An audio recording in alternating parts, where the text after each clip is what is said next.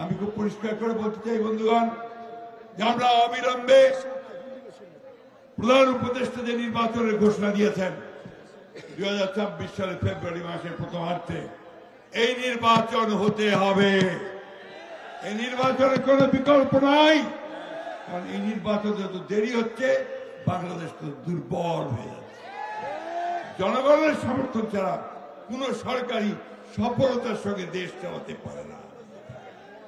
তাই আমরা খুব পরিষ্কার করে বলছি, আপনারা ভালো হয়ে যান, ভালো হয়ে যান। এই নির্বাচনে অংশগ্রহণের জন্য প্রস্তুতি অনেক আগে থেকে শুরু করছেন। কেন মানুষকে বোকা বানাচ্ছেন? আপনাদের যত বড় বড় বিলবোর্ড দেখলাম, আমি অন্য কোনো দলের অত বড় বিলবোর্ড দেখলাম না। যত পোস্টার দেখলাম, অন্য কোনো দলের তত পোস্টার দেখলাম না। তাহলে কেন মানুষকে বোকা বানাচ্ছেন? আপনারা তো নির্বাচন করবেন, নির্বাচন না করলে আপনাদের অস্তিত্ব থাকবে না।